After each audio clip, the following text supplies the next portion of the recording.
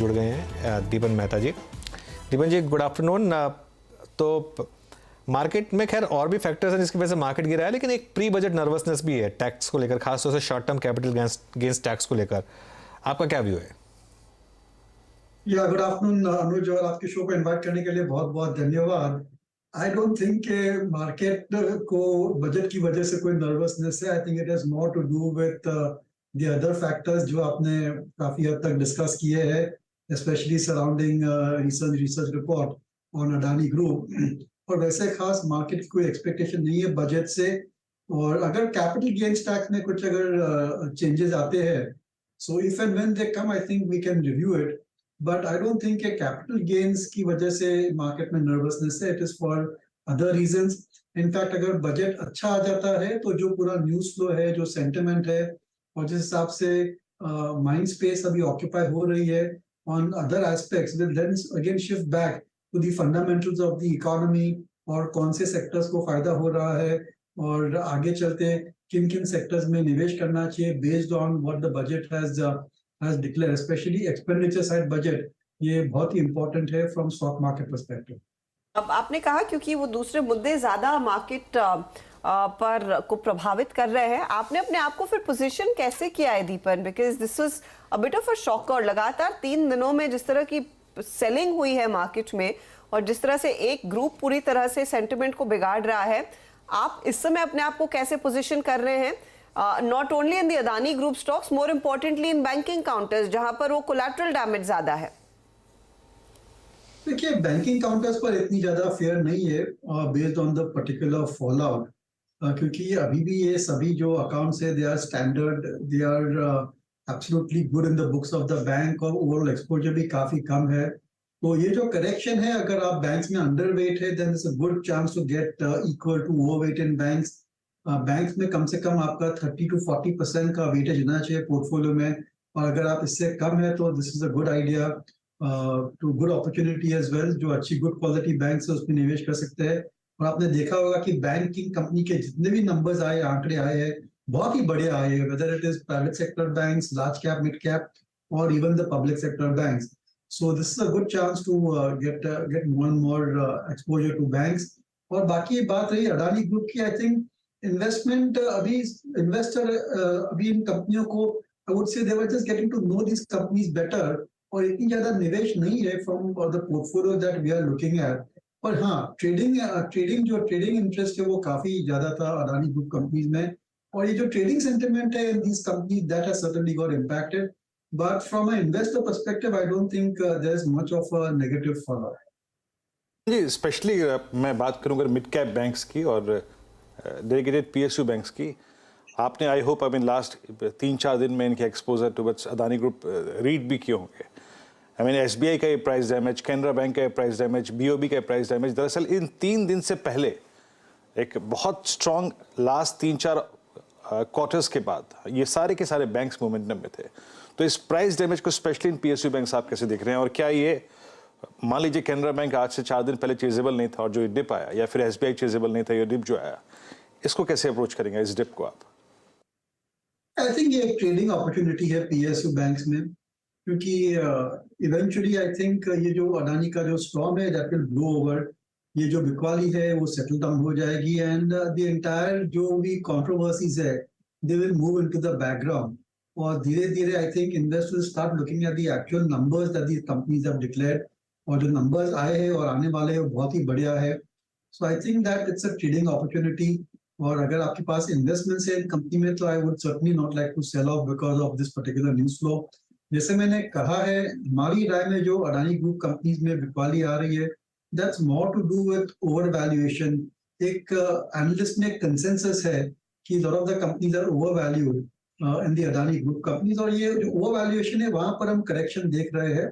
There are no question marks about the solvency of the companies at least at this point of time. तो ये जो है इसकी fair नहीं रहनी चाहिए इन्वेस्टर के माइंड में। और आगे चलते आई थिंक अगले 3-4 क्वार्टर्स भी बैंकिंग सेक्टर के लिए बहुत ही बढ़िया रहेंगे, और पीएसयू बैंक्स में भी अच्छे नतीजे दिए हैं। So I would remain invested और look for opportunities to increase investment in across the banking stocks. Okay, देखिए मार्केट में ज़बरदस्त शॉर्ट कवरिंग वापस पिछले 15-20 मिनट में निफ्टी देखिए ये इनफैक्ट एक बार जरा वापस वो लेकर आइए लो से रिकवरी, क्योंकि हमने इंटरडे लो बनाया था जस्ट शो शुरू करने से पहले, और वहाँ से फिर रिकवरी, सुबह वाली रिकवरी ज़्यादा स्ट्रॉन्ग थी ऑब्वियसली, लेकिन ये वाली रिकवरी भी स्ट्रॉन्ग है और इसमें बैंक सबसे ज़्यादा पार्टिसिपेट कर रहे हैं, उसकी बात भी मैं करूँगा। लेकिन ये पहले निफ्टी का एक वो मूव लेकर आते हैं, 247 पॉइंट लो से रिकवरी, और अब निफ्टी ग्रीन में 50 पॉइंट कंफर्टेबली। बैंक निफ्टी देखिए, जब हमने शो स्टार्ट किया था in fact 500 point bank Nifty red में था, और 1 घंटे के अंदर अंदर वो पूरे के पूरे 500 पॉइंट वापस रिकवर हो रहे हैं। 900 पॉइंट की रिकवरी वापस डे लो से, जब हमने शो स्टार्ट किया था हम ऑलमोस्ट डे लो पर थे, डे लो से थोड़ा ही ऊपर थे, और वहाँ से रिकवरी। और आईसीआईसीआई बैंक और स्टेट बैंक ऑफ इंडिया, ये 2 स्टॉक्स हैं जहाँ पर ज़बरदस्त मूव, इनफैक्ट आईसीआईसीआई बैंक काफ़ी अच्छा मूव दिखाता हुआ और काफ़ी अच्छा कंट्रीब्यूशन भी है। दीपन, आईसीआईसीआई बैंक और एसबीआई ये 2 स्टॉक्स हैं जिन्होंने लीड किया था मार्केट को पूरे लास्ट ईयर, और इस साल हमने एक अच्छी करेक्शन देखी, नंबर्स अच्छा है आईसीआईसीआई के, उसके बाद भी स्टॉक गिरा। यहाँ पर क्या व्यू आपका? देखिए, I think Anuj, that's the story across the bank. अगर पूरी बैंकिंग सेक्टर की आप ट्रेंड्स देखेंगे तो अच्छे नंबर आए और स्टॉक करेक्शन मोड में चला गया, या they have been selling on correction. So इसका एक ही कंक्लूजन है कि maybe investors had bought before the results, और कुछ अच्छी एक्सपेक्टेशंस थी और नतीजे जो आए वो इन लाइन आए थे, कुछ ऐसे ज्यादा एनालिस्ट के एक्सपेक्टेशंस के बियॉन्ड नहीं आए थे, जिसकी वजह से we have seen some light selling taking place. और फिर अडानी का भी जो न्यूज आ गया उसकी वजह से पूरे बैंकिंग सेक्टर में थोड़ा सेंटिमेंट खराब हो गया। But there is no denying the fact कि एसबीआई हो या आईसीआईसीआई बैंक हो, Kotak bank, HDFC bank, I think सभी कंपनियों ने बहुत ही अच्छे नतीजे दिए हैं। और एक केवल जो एक पॉइंट है जो मैं हाईलाइट करना चाहूंगा, जहां पर थोड़ी बहुत शंका है, थोड़ा सस्पेक्ट है, थोड़ा कॉशन लेना चाहिए, that is on the deposit growth. और काफी जो कंपनियां हैं, स्पेशली द लार्जर वंस, उनकी जो डिपॉजिट ग्रोथ है दैट इज अराउंड अबाउट 10-12% और सो, और जो लोन ग्रोथ है दैट इज इन ऑलमोस्ट 20% और सो। तो ये जो रिसोर्सेज आ रहे हैं लेंडिंग के लिए, वहां पर थोड़ा प्रेशर आ सकता है, नेट इंटरेस्ट मार्जिन पर इसकी वजह से थोड़ा प्रेशर आ सकता है। बट दीज आर वेरिएबल्स जो बैंक्स और बैंक मैनेजमेंट आसानी से मैनेज कर सकती है। तो मेरी राय में I think banks remain very positive at least medium to long term. और जो सबसे अच्छी बात यह है कि डिमांड अच्छी है क्रेडिट की, और अभी भी जो एनपीएस आए हाल ही में, even what has come for the last quarter, जो नई लेंडिंग हुई है post covid, even that the NPA levels are very much under control. So I am very positive on banks per se, और इतनी ज्यादा कोई फियर फैक्टर मेरे को दिख नहीं रही है बैंक्स में। क्या आप इक्वली पॉजिटिव बजाज फाइनेंस पर भी है दीपन? क्योंकि मुझे याद है यहाँ पर जब वो Q2 का अपडेट, Q3 का अपडेट आया था, सॉलिड झटका लगा, और आज हम नंबर्स देखकर एनालाइज कर रहे हैं तो it's delivery on largely all quarters, चाहे वो कंज्यूमर बिजनेस हो, एमएसएमई बिजनेस हो, कमर्शियल बिजनेस हो, अच्छी ग्रोथ देखने को मिली है। इस स्टॉक पर अब आपकी क्या राय है? देखिए, अगेन डिस्क्लोजर की हमारी इन्वेस्टमेंट है बजाज फाइनेंस में, and we are pleasantly surprised the stock movement जो आज देखी है। फ्रैंकली मैं थोड़ा कंफ्यूज हो गया था कि इतनी ज्यादा करेक्शन क्यों I when they give the pre quarterly release which they came. I thought ठीक ठाक नंबर थे, और लेकिन काफी गिरावट देखी हमने बजाज फाइनेंस की, और थोड़ी बहुत रिकवरी हम आज देख रहे हैं। Numbers are solid, there is no doubt about that, बहुत ही बढ़िया नंबर्स है।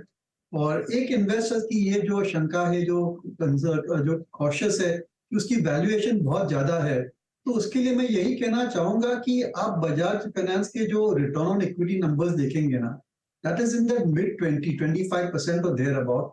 और ये आप अगर बैंक्स के साथ कंपेयर करते हुए, एचडीएफसी, आईसीआईसीआई या कोई भी बैंक से, तो बैंक्स के जो रिटर्न ऑन इक्विटी रहते हैं दैट इज अबाउट 15% और देयर अबाउट। तो ये एक एक्सप्लेनेशन हम दे सकते हैं कि Bajaj finance is trading at a premium to HDFC Bank and some of the other banks also, because जो उनकी रिटर्न ऑन इक्विटी है, जो उनकी कैपिटल एडिक्वेसी है, वो बहुत ही बढ़िया है, बहुत ही ज्यादा है, much higher than the banking sector. और उनकी जो अंडरलाइन ग्रोथ है that also is higher than all of these banks put together. और ये लार्जेस्ट एनबीएफसी है, तो उसका premium valuation perhaps is justified. तो मेरी राय में I think after these numbers मेरे ख्याल से बजाज फाइनेंस में एक सॉलिड बॉटम बन चुका है, और इस लेवल से I think gradually it can only go up and recover lost ground over the next few quarters or so. Deepan ji, 2 stocks पे आपकी राय और चाहेंगे, और उसमें आपका व्यू क्या है? एशियन पेंट्स और पिडिलाइट। इनफैक्ट मैं अगर टेक्निकली देखूं तो पिडिलाइट इस वक्त 100 वीक एक्सपोनेंशियल मूविंग एवरेज पे है। लास्ट टाइम ये आया था CY22 के मिड में ड्यूरिंग कमोडिटी शॉक, और उससे पहले आया था during Covid first wave. Same is the case with Asian paints. I mean ये तो लगभग अपने 100 वीक एक्सपोनेंशियल मूविंग एवरेज से भी मेरे ख्याल से इस वक्त 200 रुपये नीचे ट्रेड कर रहा है। एग्जैक्टली ये भी कमोडिटी शॉक इन CY22 मिड और कोविड के टाइम ये लेवल्स थे। ये दोनों लेवल्स आपको प्लस करने के लिए या फिर एक लॉन्ग प्रोस्पेक्टिव से कैसे लग रहे हैं दोनों स्टॉक्स में? देखिए, we are more positive on Pidilite than Asian Paints. उसकी वजह यह है कि पिडिलाइट में इतनी ज्यादा कंपटीशन नहीं आ रही है। They remain a very large player with in the adhesive segment. Asian paints में कई तरीके से कंपटीशन आ रही है, बहुत ही अलग अलग प्लेयर्स नए आ रहे हैं, and lot of capacity is also coming up on the paint side. इसकी वजह से थोड़ा कॉशियस रहना चाहिए because valuations are at extremely high level. Pidilite में it is more to do with जो प्रॉफिट्स आए हैं ऑलमोस्ट 350%, 350 बेसिस पॉइंट्स या 3.5% की कंप्रेशन है ऑपरेटिंग प्रॉफिट मार्जिन्स पर, जो तुरंत करेक्ट हो जाएगी। मैंने आज की तारीख में the main raw material that is vinyl acetate monomer VAM, those prices are about $1,000 and what they have booked in the last quarter is about $2,000। तो सीधा रॉ मटेरियल पे बहुत ही बढ़िया फायदा आने वाला है पिडिलाइट में, और ये जो ऑपरेटिंग प्रॉफिट मार्जिन है वो 1-2 तिमाही में स्टेबलाइज हो जाएगी। It can move from 16.5% to 20% और सो। और जो वॉल्यूम ग्रोथ है, I think management also pretty confident कि वॉल्यूम ग्रोथ भी वापस आ सकती है। So on Pidilite generally we are positive and we think that stock can at least maintain returns or give returns in line with the market, but Asian Paints में थोड़ा सावधान रहना जरूरी है, and maybe you could look at exiting Asian Paints and moving to some of the other consumer facing or building material companies। बहुत बहुत शुक्रिया हमारे लिए समय निकालने के लिए और अपनी राय देने के लिए मार्केट्स पर। दीपक मेहता क्लियरली कहते हुए कि बैंकों में एक अच्छी अपॉर्चुनिटी, बजाज फाइनेंस जैसे स्टॉक्स में भी एक तगड़ी अपॉर्चुनिटी है।